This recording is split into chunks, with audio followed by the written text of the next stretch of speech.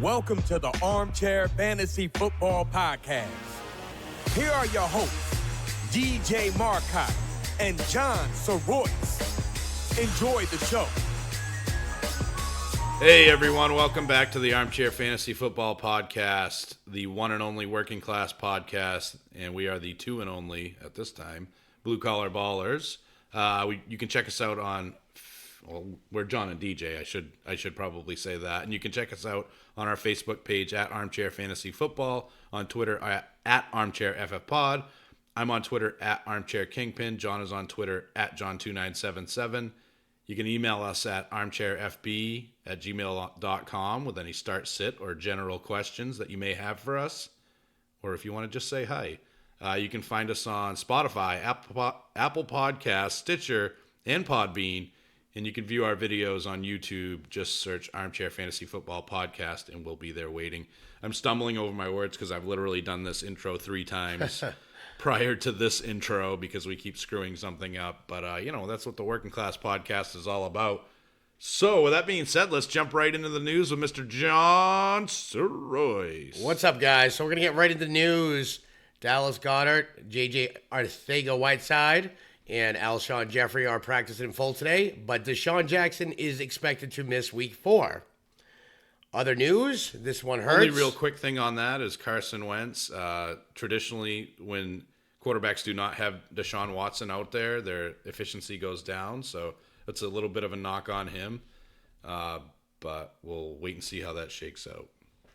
This news hurt me this week. Saquon Barkley gets a high ankle sprain. He is expected to miss 4 to 8 weeks. That's a huge bummer, and I know I was kind of scolding you for not having had handcuffed Mr. Barkley.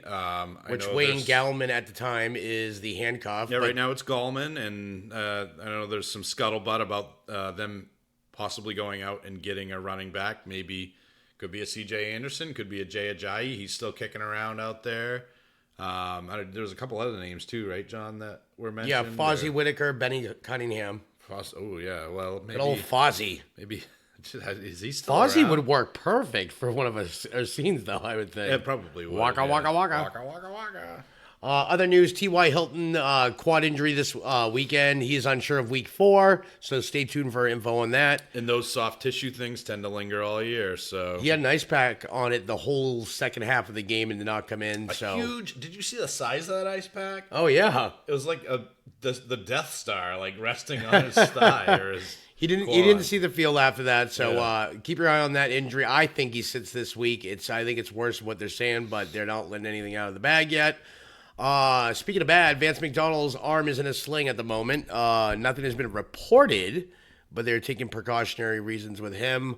But stay tuned for that. Hopefully an MRI will come with that, but right now they're just playing it safe. Cam Newton is dealing with a Lisfranc injury. Without surgery, is it expected 4 to 8 weeks to heal if he doesn't have surgery? If he has surgery, goodbye for most of the year. I was going to say, this is another one of those injuries that is a lingerer, and it will affect him all season long. Whether he's out there or not remains to be seen, but if he's out there, this is going to affect him all season long, and Allen looked really good. Yep, and Cam Newton's already been ruled out for Week 4, so Kyle Allen will start this week. All right.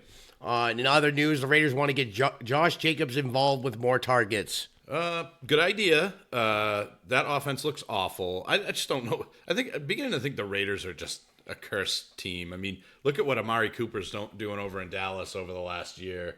And just a completely different player now that he's left Oakland. Oh, excuse me. Where are they now? LA, Oakland. Las Oakland Vegas, for now. It's Oakland. Oakland. Jeez, I can't keep up with those guys. It's crummy situation over there. I really do hope they get Jacobs more involved in the passing game because he does have a lot of skills in that side of the offensive side of the ball. He can catch. He can definitely catch. Offensive side of the ball. I don't know what I'm talking about there, but he good at catching. And he good at running too, but 10 carries isn't going to cut it. I know he had the cold this week, and I had a cold this past week, and so did John. Yeah. And it definitely affects your performance, but I really hope that it's wheels up for him from this point on, because week 1 looked okay, and then week 2 and 3 just were very discouraging.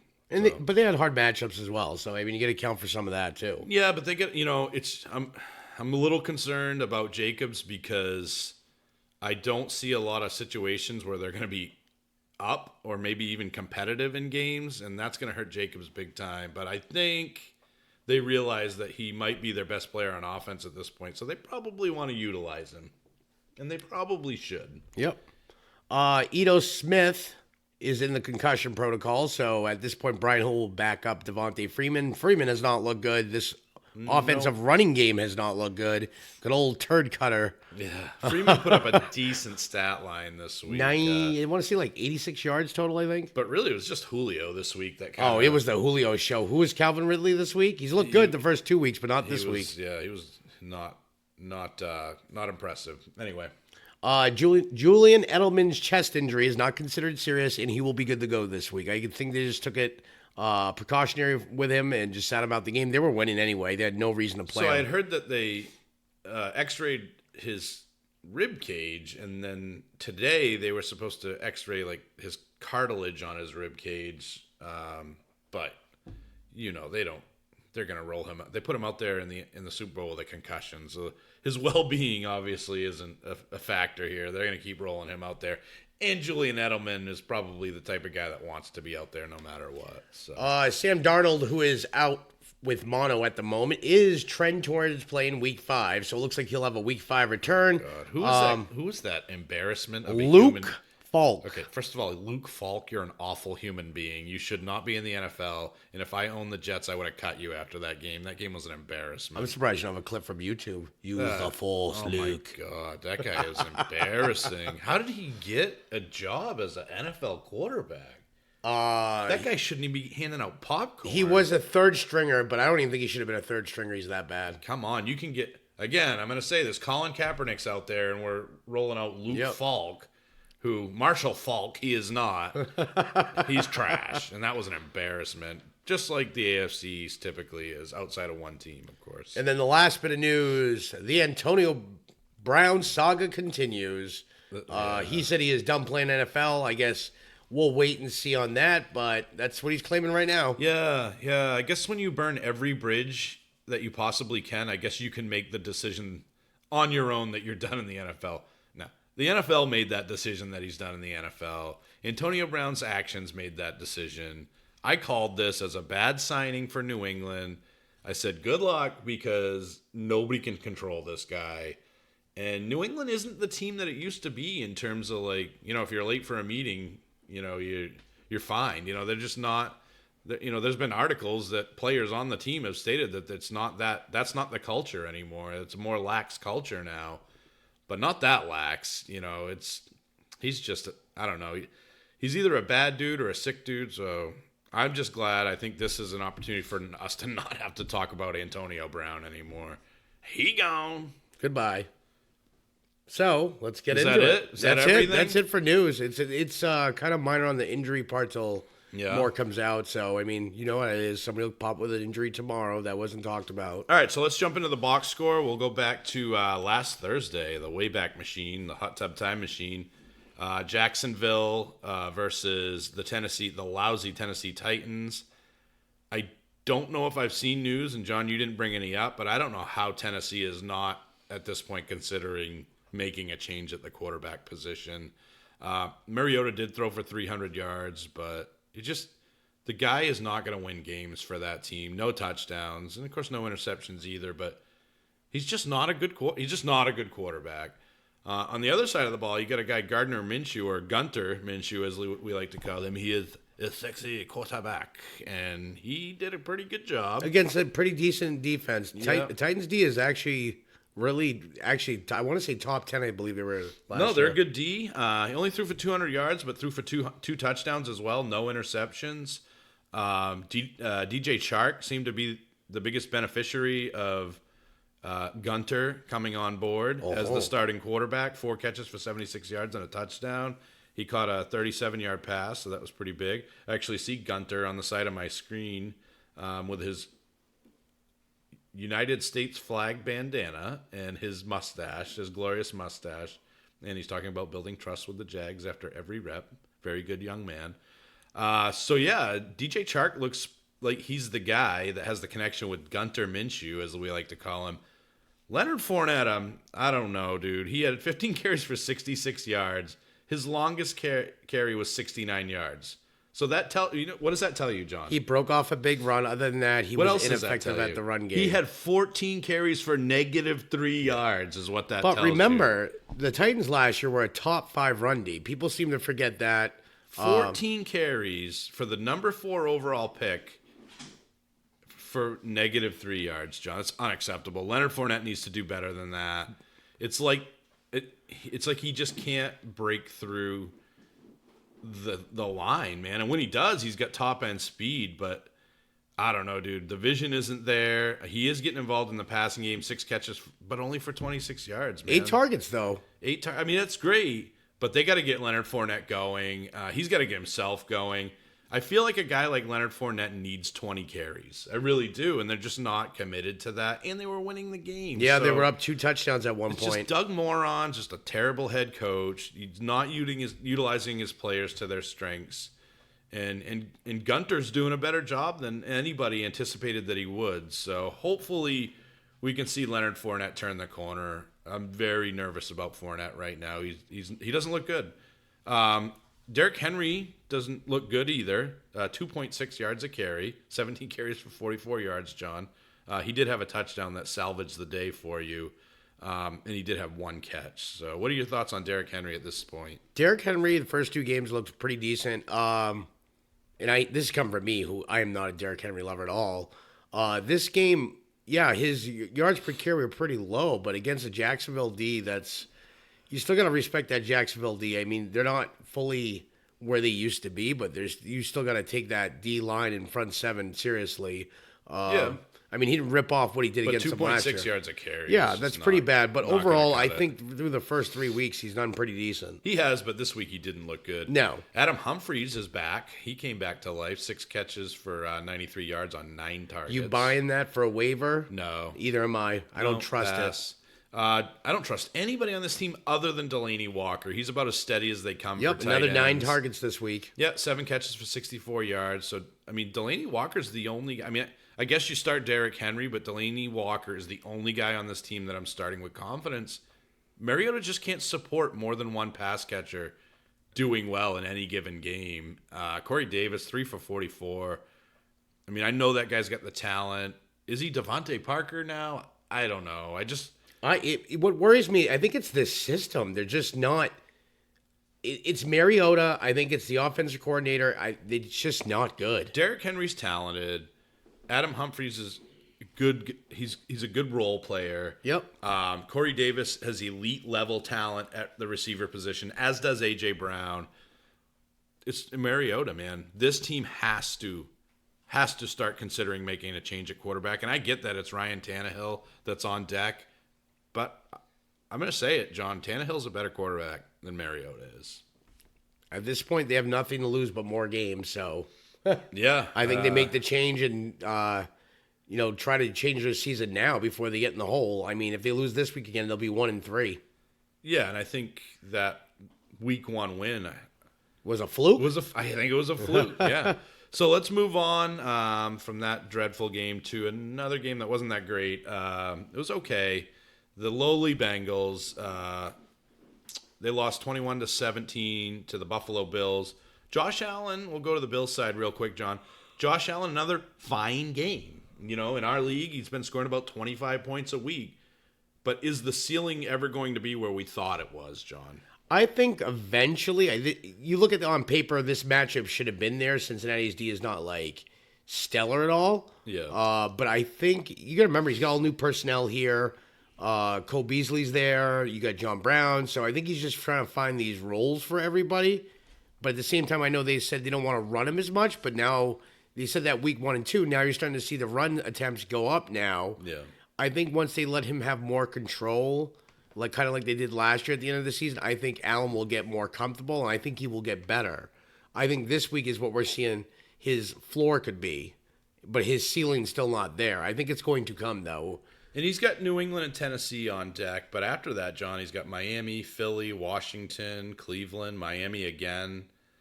then Denver and Dallas. But that middle of the season, he's got a really good schedule. So definitely, I mean, I'm in a situation where I have Allen and Daniel Jones, who we'll talk about later. And I think it's a pretty good situation because Jones also has some easy parts of his schedule, and I'm just going to stream those two guys for the rest of the season. But I'm concerned about Allen's ceiling. I really am. Frank Gore, I told you, John, startable. 14 carries for 76 yards, 5.4 yards a carry, which is a huge jump up from what we've been seeing. And, of course, a touchdown. So if you started him, if you listened to me, he did pretty well for you. Not so much in PPR. Well, 2 catches for 13 yards, so he tacked on a few points in PPR as well. John Brown disappeared. John Soroyce, what do you think of that? Not fully. I mean, he had 5 targets. Cole Beasley came out in this game, but he had 4 for 51, but that's less than what you want for a guy that's really been who's a number 1 up. receiver technically.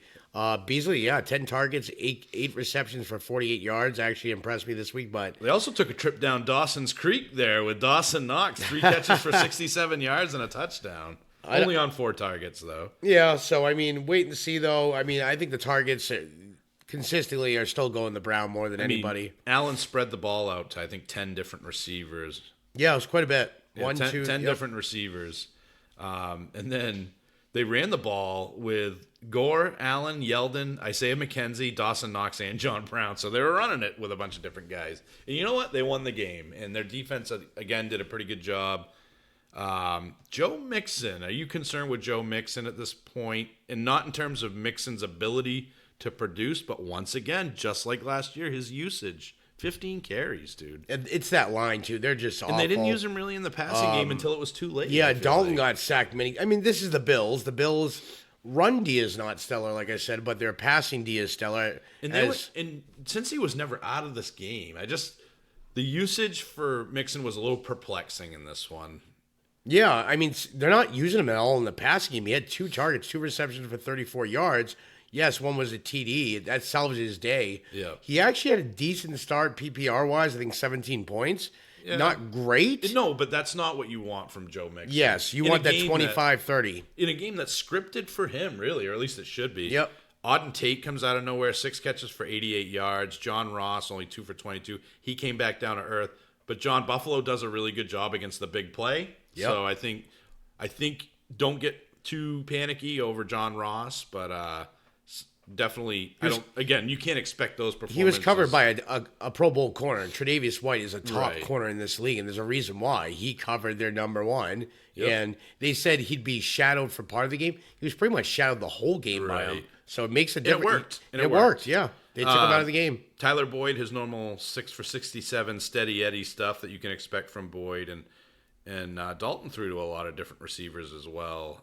8 different receivers caught passes for Andy Dalton, who got sacked a couple times, threw 2 picks, and threw 1 touchdown. So I don't think you were Dalton's a streamer, and I don't think anybody in their right mind was starting him against Buffalo. Not in this matchup, no way. For me, if you did, that's kind of on you. You buying any waiver wire here on any of the teams? So far, no. I don't trust Tate. I think he's a 1-week wonder. No, I wouldn't go after Auden Tate. Not somebody I'm interested in. But I mean, if you're in a really deep league or a dynasty, I guess you could go after him. But nah, I would pass. Hard pass on that. So we're moving on to Dolphins and Cowboys, John. I don't even like Drake.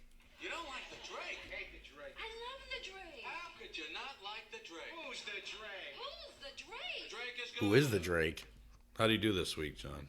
He had 13 attempts for 44 yards, and then 6 targets, 3 catches for 34 yards, a whopping 10 points in PPR. Which I think is the best game he's had all year. It year. is, actually. So things are going in the right direction for the Drake. And we only really talk about him every week because we like to listen to the Seinfeld clip about the Drake. But Miami's just... they're hot garbage. No, they're not good. They're not good. Josh Rosen got beat up pretty good in this game. He threw for 200 yards, no touchdowns, no interceptions. He got knocked out of the game at one point. Yep.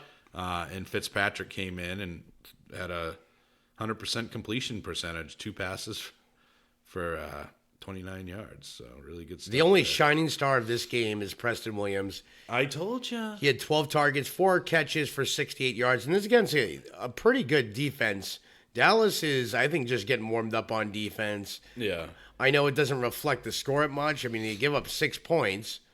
You know, at first, if you watch the first half of this game, you're like, what the heck is going on? When's Dallas going to wake up? And they did. They did. It took a lot longer than I expected, but Dallas did wake up, and so did the players. Dallas had 2 100-yard rushers this game. Elliott had 19 attempts for 125 yards and had 3 targets, 2 catches for 14 yards. I'd like to see more there, but they just had the lead in this game, and it got scripted after that. So Pollard had 13 attempts for 103 yards and a TD. So, I mean, he had a great game as well. I mean, the game just got out of hand, and once it did, they kind of just took it easy. Prescott had another great game, 19 completions on 32 attempts, 59.4 completion percentage, 246 yards, 2 TDs, and 1 interception, and he also ran the ball 2 times for 7 yards for a TD. So three TDs from Dak Prescott. Once again, another impressive start from Prescott. Yeah, I mean, Dak's looking great, but, and I would just put the same disclaimer on Dak as I would put on other teams that have played nobody. You look, for example, at the Patriots, and I think Brady will be fine, but, I mean, they haven't played anybody all that good in terms of offense, opposing teams' offenses. So they've been beating up on the weak, so to speak, and Dallas has done that as well. But, I mean, Dak looks good. He's got a good connection with a lot of his receivers. I know you rolled the dice on Devin Smith. He had the this 5 week, targets. He just didn't have the catches. And I know you said Randall Cobb. I mean, he had 4 targets, 2 catches for 23 yards. Yeah, but he had a bomb. Didn't he have a bomb that was called back as well? Yeah, holding penalty, I believe. And Yeah. I mean, the thing is, Cooper was the one with the hard matchup here.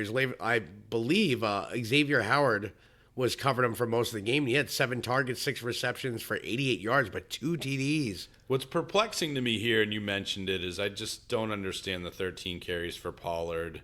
Zeke got 19 carries, so that's workhorse level almost, and he 125 yards, 6.6 yards per carry. Pollard looked great too, but I just feel like Dak, and of course Pollard got a touchdown. I just feel like Zeke is the better of the two, obviously, and I don't understand why the carries are so close together. I feel like we're going to get... Yeah, it sounds like there's a helicopter There's over yeah. I don't know if that translates through the microphone, but man, it feels like we're back at MASH. So anyway, yeah. So I'm just a little frustrated with the whole Zeke situation. I hope that they are easing him in, or just kind of trying to kind of ease him in based on the holdout, and that he wasn't exactly fresh. But come on, folks, it's week 4. Let's get back to normal with Zeke Elliott. Especially since we as fantasy owners are counting on him. As a Cowboys fan, I could really care less if they win or not. I want to win. Speaking of winning, Amari Cooper, as we alluded to earlier, is winning the season. Yeah. Oh, yeah. Nice injury that I was so worried about. I was totally wrong about that. Yeah. He looks fine. He's a stud. 6 for 88, 2 touchdowns. Amari Cooper's a really good football what player. were the Raiders thinking? I don't know, but I'm telling you, go back to Kellen Moore, John. I really think that and a healthy offensive line is really the difference maker here for Dallas. They look great. I don't want to spend too much time on this game because it was a blowout. Again, back to the Miami side, it's Preston Williams. That's the guy to own on that team, and probably the only one outside of maybe the Drake, depending on the week, right? Depending on the week. So, moving on, Broncos-Packers. Devontae Adams, you are trash. I really appreciate me trading half my team to get you, and you catch 4 lousy passes for 56 lousy yards. Aaron Rodgers, is he declining, John? Is that what's happening I here? think. I have another theory. I'll let you answer, but I have another theory. I don't think he's completely declining. I think it is LaFleur's actually sticking to what he's saying. He's actually making them a run team. So I'm glad you said that. I mean, the attempts here show that it's a split backfield as of But right they're not now. really a run-first team, John. Between the two running backs, they only had 22 carries, so that's not an offensively large amount. So I'm going to tell you my little theory here. LaFleur, during the offseason, basically said, we're going to do things the way we're going to do things, and A-Rod's going to fall in line. Do you think Rodgers might not be putting 110% in right now in a form of rebellion? Do you think that's possible? I don't know. It's hard to tell. You watch some of the drives, like especially like the Bears game. He looked like he put a lot into that, but then you watch some of these other games. I know what you're saying. He doesn't seem like they're winning. They're 3-0. Yeah. But Aaron Rodgers threw for 235 yards and a touchdown. This is a guy. I mean, again, I watched the game, dude, or at least a good part of it. They're running on the goal line, and this is not how Aaron Rodgers plays the game. No. We know that. So I don't know, man. I just feel like we know he's kind of a diva, right? So deep inside me, sometimes I wonder if he's not if he's maybe not phoning it in, but he's texting it in. You know what I'm saying? He might be texting it in right now. And Davante Adams needs to get his act together. I mean, Rodgers has had that, top 5 quarterback ability, but right now he's just shown he's an average quarterback right now. He's a game manager, especially by the numbers, 17 of 29, 235, 1 touchdown, which is not Aaron Rodgers-esque.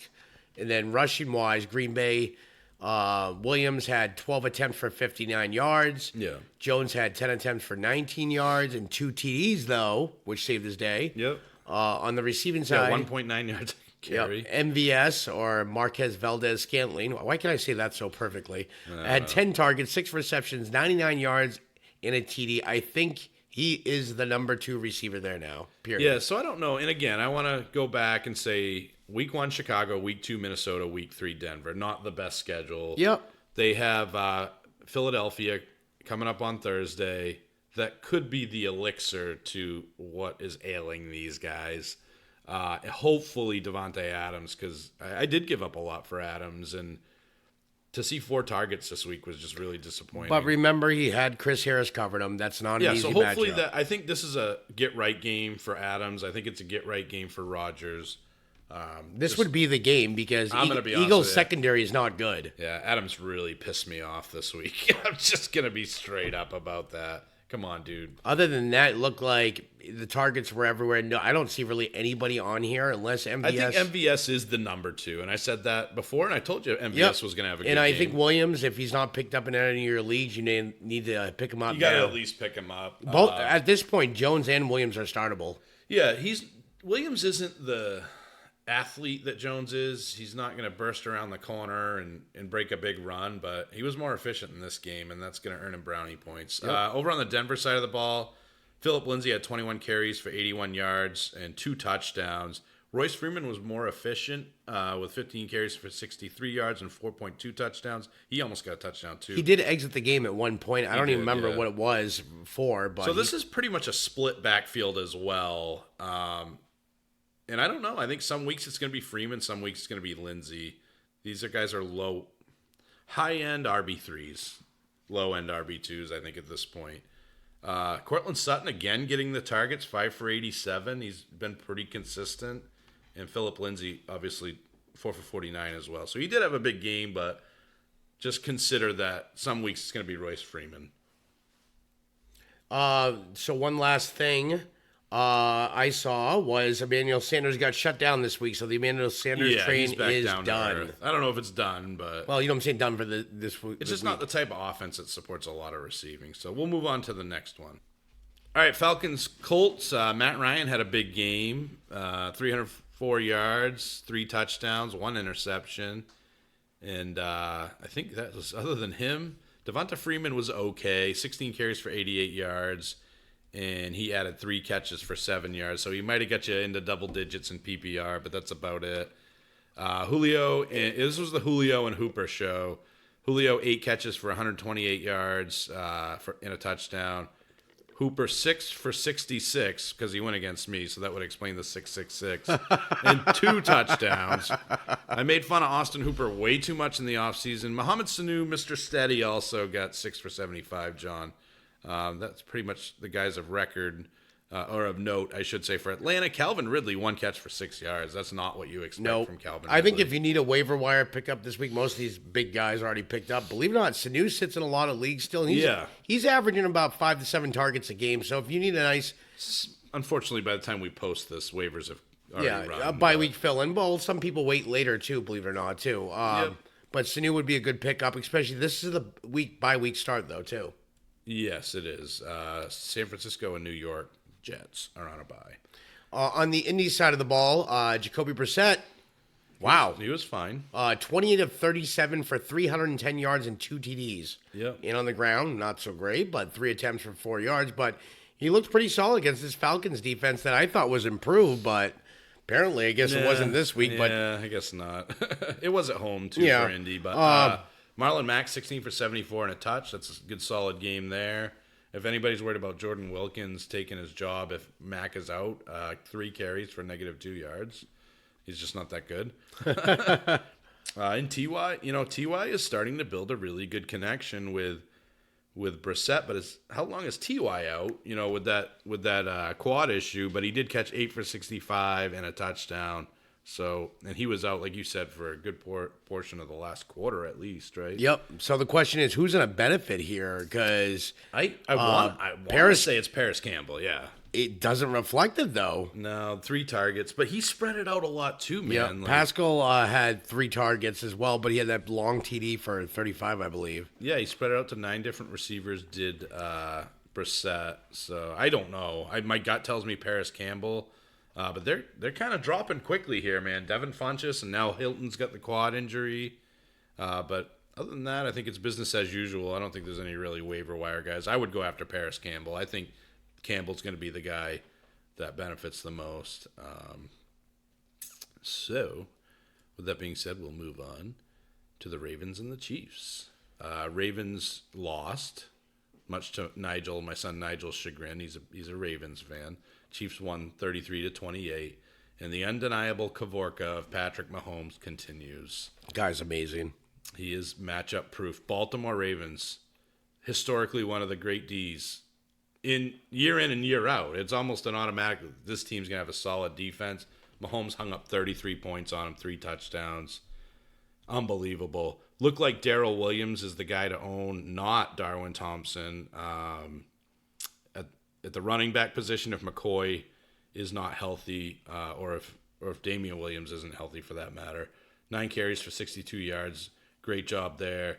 Mecole Hardman, 5 targets, only 2 catches, but 97 yards and a touchdown. Had a beautiful touchdown. I mean, that's elite guy stuff right there, what he did on that, on that play.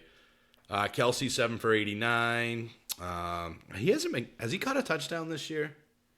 I want to say he won, I think. Okay. You want me to find out? I can look it up if you want to run through some of the other stats. Okay, I'll keep going with the stats. Okay. Sure? Sammy Watkins, 8 targets, 5 receptions for 64 yards, no TDs. Not too bad of a game. No, good game. Williams also played against me. Yep, Williams on the receiving side. He had 5 targets out of the backfield, 5 receptions for 47 yards. So Williams is really Williams, He too. caught a touchdown last week. I don't know why I forgot that. Demarcus Robinson kind of came back to earth, but a touchdown. Kelsey, that is. Kelsey caught a touchdown. Oh, okay. Last week. Robinson kind of went back down. He had 4 targets for 3 receptions for 43 yards, but a TD. Yep. And then McCoy, as limited as he played, also had a receiving touchdown. He had 3 catches for 26 yards and a TD. Mahomes here as well. They spread the ball on the ground, in the air. He just making it look easy. He really is. And this is like we said, was a matchup. Also would prove how Mahomes is.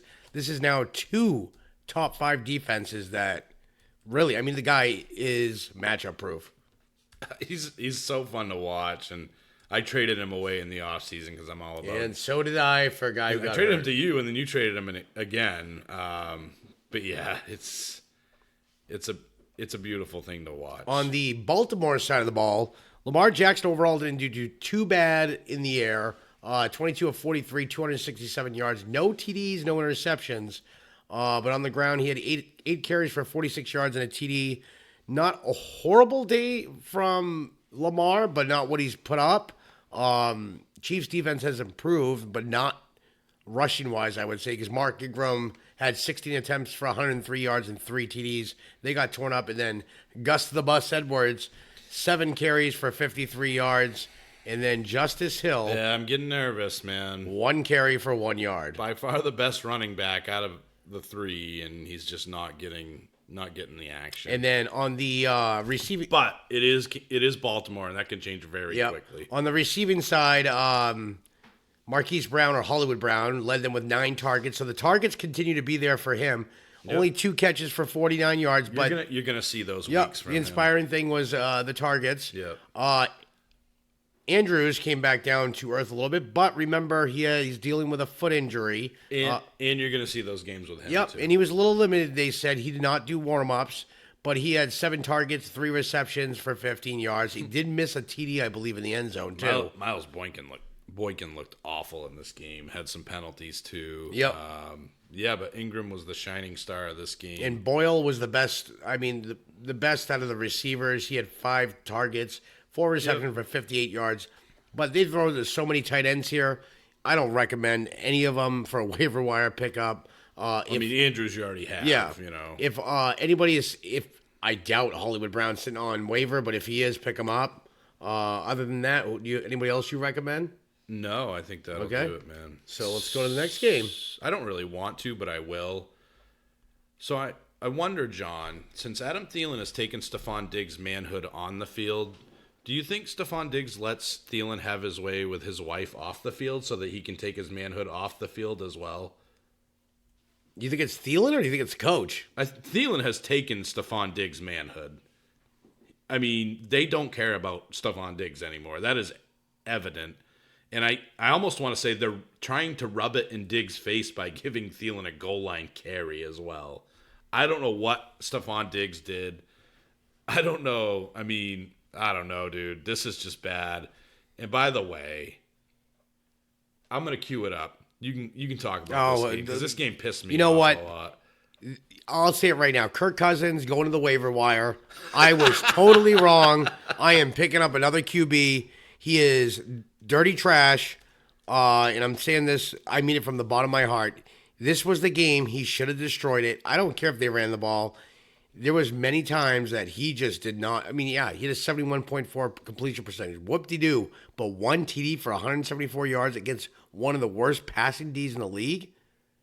I blame him. I blame the coach. Simple as that. So on the there it is. So bye-bye Cousins. Yeah. He's throwing like he's married to his cousin. Dalvin Cook, though, continues. Kirk Cousins, I just want this to soak in. You hear the chant back there? Yeah, the "You Suck" chant. No. This is Kirk Angle's theme song. His new name is Kirk Angle. You know who didn't suck? You suck. Dalvin Cook. No, I'm not done with my rant on Kirk Cousins. This guy is freaking terrible, dude.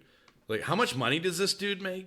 Oh, he makes quite a bit. He, along with their idiot offensive coordinator, is ruining the great Stephon Diggs. Stephon Diggs was a top 10 wide receiver last year, dude.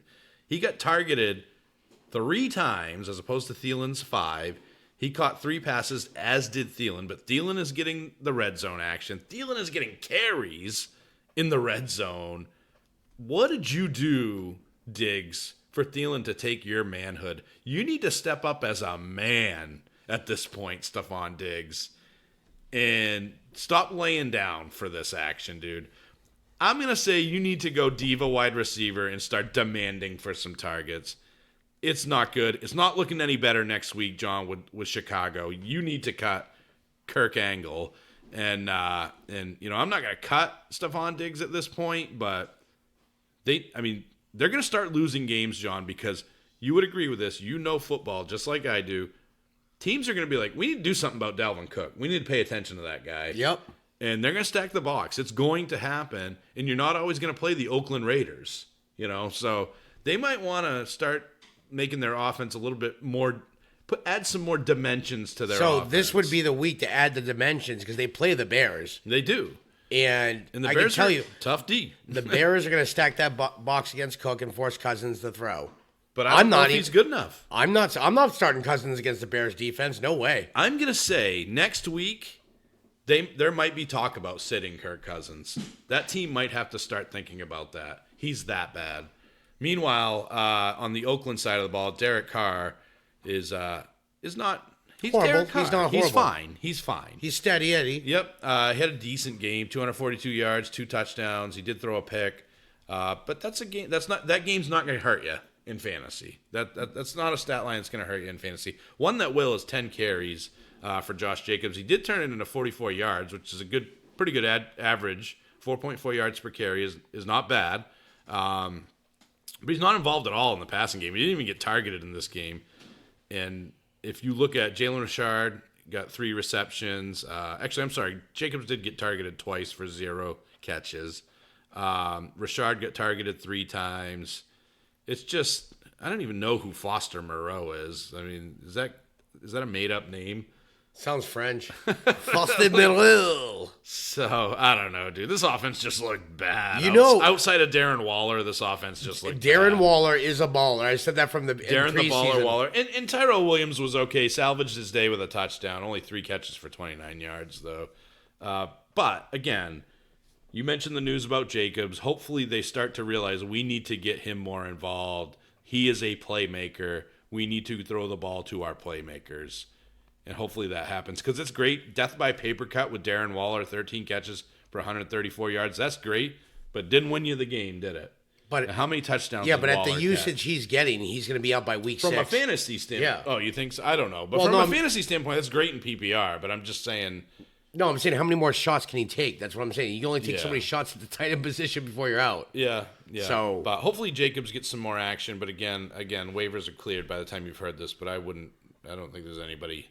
There's nothing to see here in terms of waiver wire pickups. What's our next game? Our next game, John, is another really, really good game. It is the New England Patriots against not Marshall Faulk. What's the guy's name? Luke again? Falk. Yeah, some loser. I'm not even going to get into this game much. Nothing on the Jets side. Even Luke Falk. What the fuck is more like it. Even Le'Veon Bell couldn't overcome the vacuum of Luke What the Falk, or whatever his name is. Tom Brady is Tom Brady, 306 and 2 touchdowns. Jarrett Stidham is not Tom Brady, as I've alluded to before. The little time he was out there, he looked like trash. He managed to throw a pick and only three pass attempts. Burkhead looked good. Sony Michel looked bad. John, are you panicking on Sony Michel? I'm getting scared here. I mean, they were up, so you think they would feed Michelle, excuse me, Michelle the ball more, but for some reason, Burkhead's the number 1, it seems like, almost there now. And they passed a lot here in this game. You okay? Wrong pipe, sorry. What the Falk? Sorry. Are you about done? Yeah. All right, good. So I'm dying. They passed a lot. This was not a run-heavy game. They were trying to make a point against Luke What the Falk. They were trying to show us how much better they are than What the Falk. And they did. 6 catches for 83 yards for Gordon, 7 and 62 for Edelman, and a touchdown. Philip Dorsett is the one, John. If he's on the waiver wire, I think you got to start looking at him. 6 catches for 53 yards and a touchdown. I think he's the guy that you might want to go to the wire on. Burkhead as well. It looks like Burkhead might be overtaking Michelle at least temporarily. He did in that game. Yeah.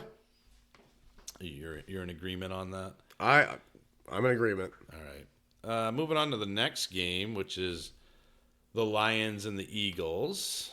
John, did you start? Yes, I did. How did he do?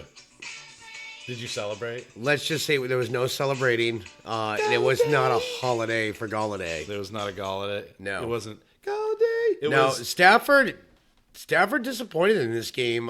Eagles secondary is not that good. Their run D's really good, but their secondary is not that good. And Stafford was 18 of 32 for 201 yards and 1 TD. What about... Galladay had about... 8... I'm going into that. Well, talk about him.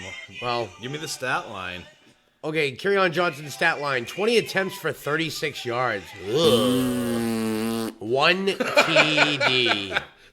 The touchdown salvaged his day, but And he's going to be used out of the backfield more with targets. He had 1 target for 7 yards. yeah, I might have been wrong about this guy. I might have to go ahead and apologize. And 20. I just want to go back to that, dude. Yep. 20 carries. He's coughing. It's so funny. I'm getting my cold back. 20 carries for 36 yards. You know how many yards per carry that is, bro? 1.8 yards per carry. Yeah, it was bad. Only slightly better than Ty Johnson's 1.3 yards per carry. But J.D. McKissick had 1 carry for 44 yards. So he eclipsed with 1 carry. Carry off is more like it, because this guy is not looking too good this year. What is the problem, John?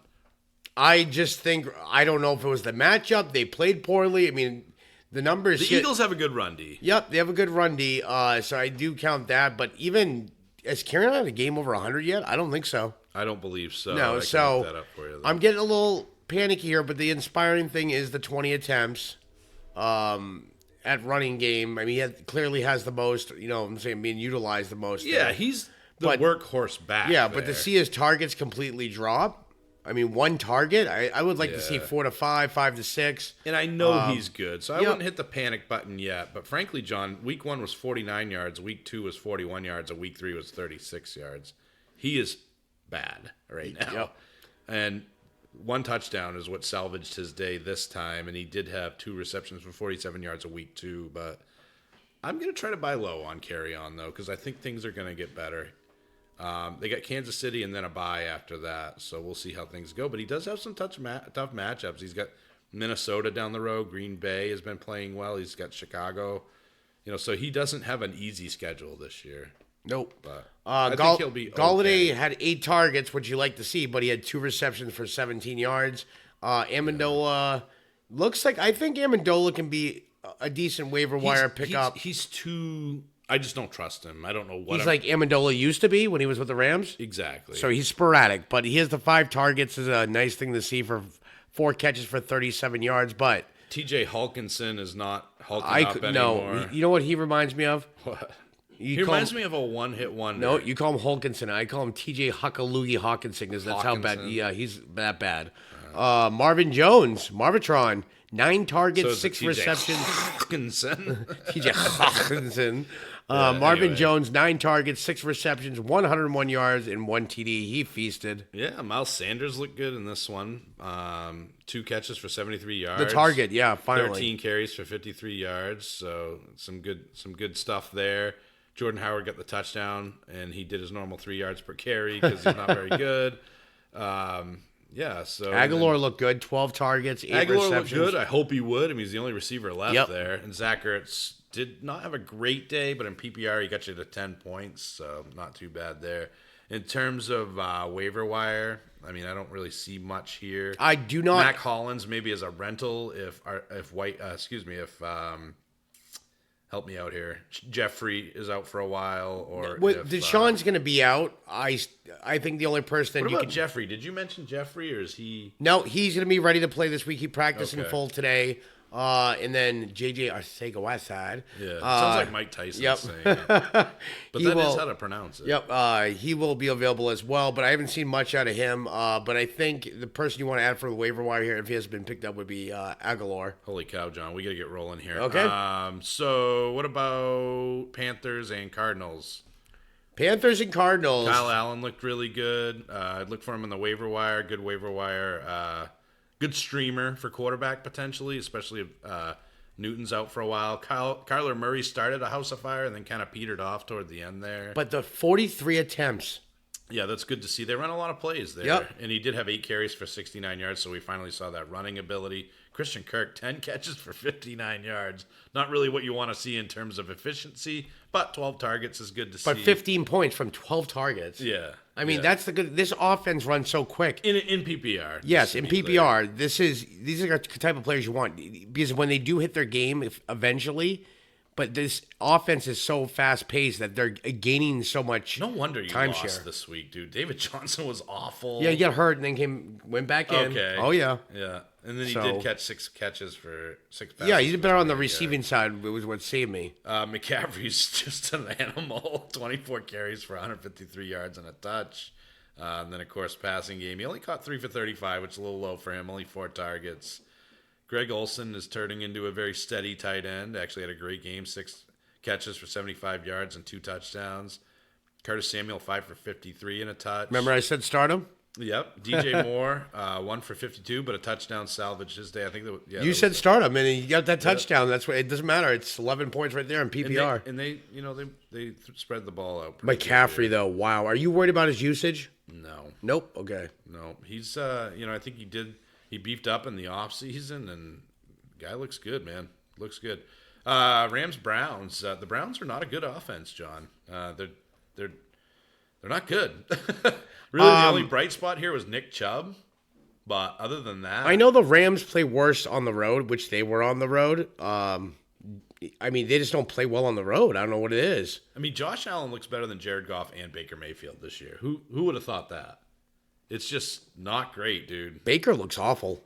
Not like awful, but Baker does he hasn't not look good. He doesn't look like the same person he was last year. He doesn't look comfortable out there. 190. He didn't even throw for 200 yards. If you had him, he got a touchdown, but I don't even know if that got you to 20, to be honest with you. His rushing totals were 1 for -1. I don't think he ran the ball.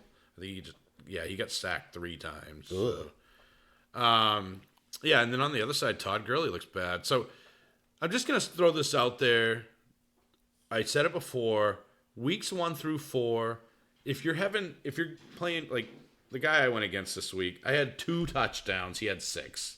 So I'm sure Aaron's riding really high. But just keep in mind, guys, weeks 1 through 4, not how the rest of the season typically goes. Teams are still feeling themselves out, still figuring out what they are. Guys like Kerryon Johnson might get utilized a little bit better than they're being used now. Teams are evolving. So I wouldn't get too comfortable. So if you're in a bad spot, don't give up. If you're in a good spot, don't assume that you're going to take the championship home. Just be a little cautious. He can switch quickly. There. Like Gurley could explode after this week and just go off. And Cooper Kupp went off this week. He had 12 targets, 11 receptions for 102 yards. Cooks had a great game too. But 2 Woods touchdowns. Woods again was a non-factor, John. Are you concerned for Robert Woods right now? I think it was like we discussed in the earlier podcast in the year. Remember I said that Cooper Kupp has that ability to possibly be the number 1 here because of how good he is. Yep. So, I mean, I think it might be the roles changing. He could turn. He looks like Goff's favorite target. By the way, I skipped a bunch of teams there. So we're going to go to the Giants and the Bucks. What a game. Daniel Jones looked great. Daniel Jones. He looks... He looks good. He looks really good. I watched this game. Are you ready? Oh, yeah. He looks surgical. So my new nickname for him is... He is Dr. Jones now. He is officially Dr. Jones. Carving up that Tampa Bay defense. He looked excellent. Didn't throw a pick. I think, did he fumble? Am I wrong? But I don't think he did, but I could be wrong though too. Just surgical. And I'm glad I picked him up last week. And like I said, guys, last week, if there's a quarterback that's about to take over a starting role, you go out and you get them. And they might stink, but they might not. And I'm glad I picked up Daniel Jones. Unfortunately, obviously, Barkley got injured here. So is it Wayne Gallman? I mean, he had 5 carries for 13 yards, which I don't is think not it good. is. But I think they're just going to chuck the ball a lot, dude. I mean, Sterling Shepard looked good. Evan Ingram looked good. Golden Tate's coming back. I think you're going to see a lot of passing in this offense. And, they might not make it to the playoffs, but I think they're going to die trying. I think they're taking this year seriously. No, I think this is a team. I think a lot of it lies on their defensive side. Offensively, looks like they're starting to put things together, but defensively, I think a few shifts, maybe a few free agent signings, the team will get better. I mean, they're definitely heading in the right direction. What stands out to you for Tampa, other than obviously a huge game from Mike Evans, a homecoming? For Evans had a huge game, and then on top of that, Winston. This is the Winston we like to see here. 23 of 37 for 380 yards, 3 TDs, 1 interception. O.J. Howard came back to life, second most yards on the team. So even with Evans getting 190 yards and 3 touchdowns, O.J. Howard came back to life a little bit, which is good because I've got Kittle on a bye next week, and I need O.J. to step it up. Ronald Jones definitely looked His the one part. catch for 41 yards, and then he Yeah, had and then 14 for carries. 80, yeah. But Peyton Barber got 13 carries. So they're splitting this right down the middle, but Jones outperformed Barber here. And then, of course, Chris Godwin did not look Yeah, great 4 either. targets, 3 receptions for 40 yards. I don't want to say he didn't look great. That's unfair. But no, this wasn't his game. This wasn't his week this week. And then I'm starting to get worried about the Sorry. boogeyman. He got 3 targets for 23 yards, but it might screeching to a halt. might be time to dump the boogeyman. So yeah, it might. But again, you just never know. It's one injury away. I mean, I still look at this as a wide open backfield. Unfortunately, the boogeyman's not getting too much in terms of opportunities. He's getting targets in the passing game, but absolutely no carries. So, but anybody looking at on the waiver wire, John? Probably not here. nah. Again, we're too late because we failed you on our Monday for Tuesday episode, but we promise that it will not happen again. Right, John? Yes. Texans Chargers, John. What do you got for that? Anything? Texans Chargers. Watson 25 of 34 for 351 yards, 3 TDs. On the running side, he had 7 attempts for 18 yards. Yep. He didn't look too bad. No, it looked great. Looked awesome. Hopkins, though, this is probably his floor game. His work, you know what I'm saying? 7 targets, 6 receptions, 67 yards. I mean, that's like a bad game for him. Yeah, I've heard that people are starting to worry about DeAndre Hopkins. Again, I would remind all of you guys that it is so early in the season that you're going to see some big shifts in terms of how teams are going to play. And I know week 2 was a little bit disappointing, 5 for 40, and week 3 wasn't great either, 6 for 67. But what worries me here is the rushing game from Texans. Hyde only had 10 attempts for 19 yards at TD. Duke Johnson still not involved, 2 attempts for 2 yards. They absolutely had no running game here. Well, this is Hyde. This is what Carlos Hyde is, and they need to give Duke Johnson They actually the ball just more. tried out C.J. Anderson today too. Yeah.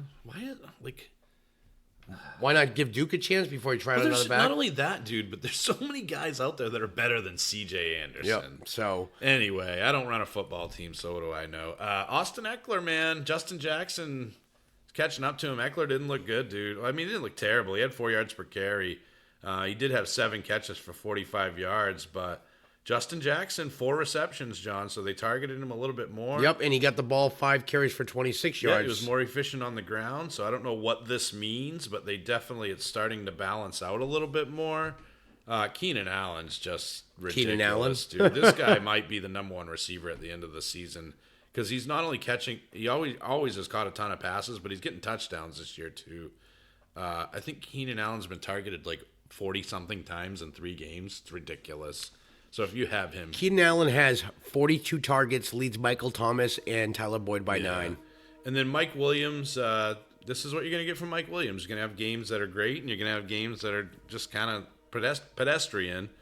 But, it's all... He's kind of touchdown dependent, I guess I'm saying. So what about... what are we moving on to next, John? We're kind of in the lightning round here. So did we do Rams Browns? We did Rams Browns. Yes, we did. So John, you know what is funny when you ask me for advice and then you don't listen to it. I know. It's good. It's hard to trace, I guess. Wait, we changed your name to McLovin? McLovin? What kind of a stupid name is that, Fogel? What are you trying to be, an Irish R&B singer? Oh, they let you pick it. McLovin. Why did you not start McLovin? I told you to start McLovin, and you started some dude from Dallas, John. Devin had the better matchup. McLovin at this point is just seeing the target share. I got scared off. It's the Bears defense. Let's be honest. It's the Bears defense. Yeah, well, McLovin was the rose that grew from concrete on that team. Case Keenum had a good game, actually. But he threw 3 interceptions. So I wonder. He had 2 fumbles, I think, too. I wonder if they're going to start thinking about Haskins. But they say they're rolling with Keenum. Adrian Peterson is still not a very good football player. 12 carries for 37 yards. Yeah, it was really Paul Richardson had a good game, 8 for 83. Chris Thompson did his thing, 4 for 79, but it was really the McLovin show. And yes, we know it's McLaurin, but it just says McLovin. What about David Montgomery, man? He's slowly taking the shares away more and more every week. If you actually look at this, he got, I would say, 75% of the shares here. They're getting Patterson involved quite a bit, though, more than they feel like he's upticking. Yeah, he's a talented guy. Taylor Gabriel had a big game, 3 touchdowns, dude, 6 for 75, 3 touchdowns, and nobody started him. And then Allen Robinson has sneakily been a steady Consistent guy, targets. a steady start every week. So Cohen, Just real quick, Anthony Miller, just not seeing it. I really was hoping that it would happen this year. Maybe he's a third-year breakout, but 1 catch for 15 yards, got targeted 3 times. Just it's not happening there. What were you going to say? Sorry. Cohen's slowly disappearing too. Yeah, but again, Cohen's one of those guys that you have to anticipate games like this happening. I know he had a good first week, and then since then it's kind of been... Well, Mitch Trubisky, this is the game you wanted from the beginning, and he finally came out. He was 25 of 31 for 231 yards, 3 TDs, 1 interception. So didn't do much on the ground. I would still not roster him. The guy's a bum. He's just been a huge disappointment. So we only got a couple games left here, John. Okay. Steelers-Niners. I'm starting to worry. Big Ben's not there, and Mason Rudolph doesn't look that good, and James Conner doesn't look that good, and Juju Smith-Schuster looks great, but can Mason Rudolph get the ball to him enough times? I mean, jeepers, man. Are you nervous? Because I'm nervous. Are you worried about your 200 target bet? Well, I mean, that went out the window. That bet was abandoned and defunct once Ben went away. That's obviously not the norm. Not having star quarterback is not a normal situation. Give him. It's his first game starting. Juju did get targeted 7 times. Yeah, I mean, the 49ers are actually an improved team. Shanahan has done a good job on the defensive side and the offensive side, but I'm really worried about Pittsburgh from a fantasy point of view. What about Deontay Johnson, John? Targeted 6 times, 3 catches, 52 yards, and a touchdown. Is James Washington not ownable at this point? No, they went young at receiver this week. They completely sat Moncrief. He got benched. I mean, he's not good. Yeah, though. Johnson started over Washington. Washington got involved in 3 wide receiver sets, and this week, keep an eye on if McDonald's not playing. I think they're going to have to throw to Washington and Deontay Johnson more this week. And I think Deontay is someone you might be able to pick up on the waiver wire. Keep an eye on. Yeah, I agree. George Kittle still waiting for it to really pop there. 6 catches for 57 yards. Fine, just fine. The 2 touchdowns that he had robbed from him in week 1, it's just... Man, it's just disappointing so far with Kittle. He's fine. He's getting you double-digit numbers every week in PPR, but you're expecting more, and I think you'll see more. But Garoppolo turned back into a pumpkin, man. 277 yards, a touchdown, 2 interceptions. And honestly, I don't think Pittsburgh's D's all that good, although they did get Minka Fitzpatrick. They looked better, but not great. And then surprisingly, Breida was just okay. Dante Pettis played. Yeah. He actually finally had a touchdown, too. He actually got targeted more than once. 5 targets, 4 receptions, 20 yards for a TD. That's encouraging. Debo Samuel still getting consistent targets. A little less than last week. More there. I picked up Debo with high hopes that he could be a breakout guy. He is just a rookie, though. So, they spread the ball out a lot. Yep. And really only Kittle. And Jeff Wilson Jr., I know this is a gamble on a waiver wire pickup, but if you are desperate, not this week because they're on a bye. He's had 2 touchdowns 2 weeks straight. Yes, that's why I'm starting to say. He's exclusively being used as the goal line back. So, yeah, he's worth a waiver wire ad, especially now. A lot of guys might not go after him because of the bye he's going to be on a bye, yeah. so you could get him for $1. So who's next? I think we have one more game, and that is the Saints and the Seahawks, John. The Saints won the game 33-27. Russell Wilson just went off. I didn't expect this. I did not expect.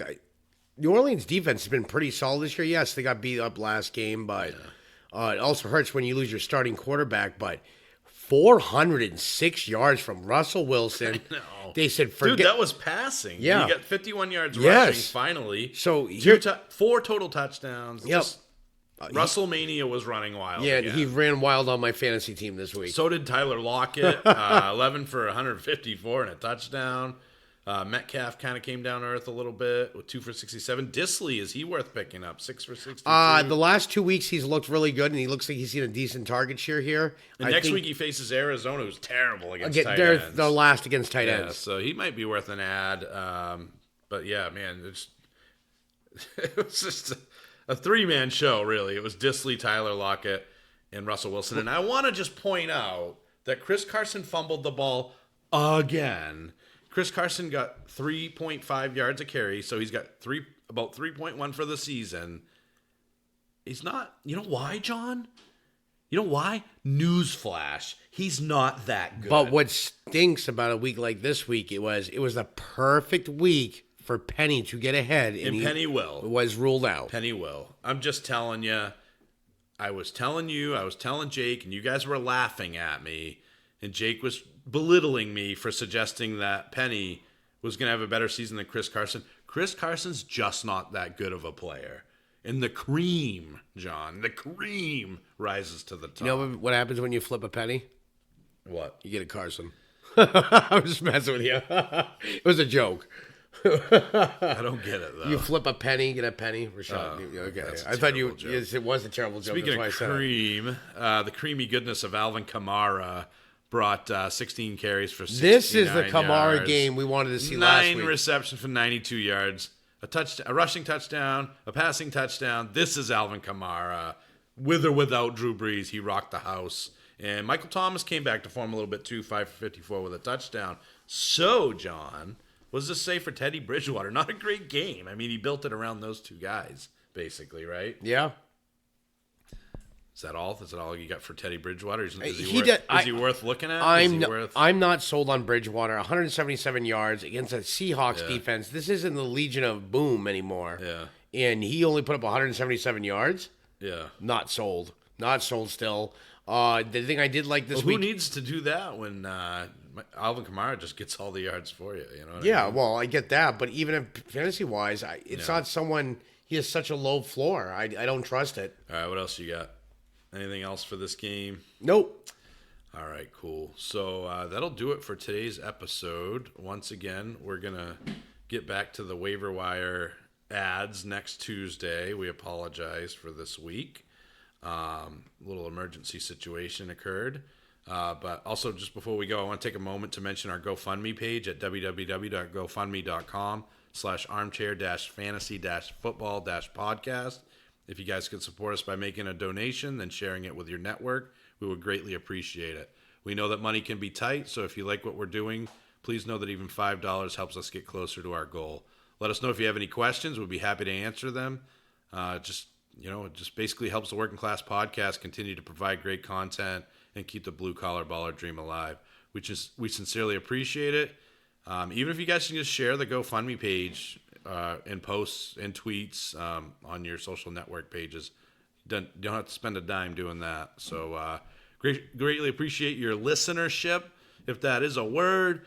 And we're going to go home and go to sleep because it's getting late. We worked hard all day, and I think that's about it. What do you think, John? We'll do it again tomorrow. We'll be Yes. back for another show. And Danny Jones. We'll be back. And tomorrow's show is going to be pretty fun. We're going to do some creative stuff with it and some fun segments. So wait and see. We'll see you then. I'll see you guys soon. Peace. Thank you for listening to the Armchair Fantasy Football Podcast. Thanks for supporting the show. Until next time.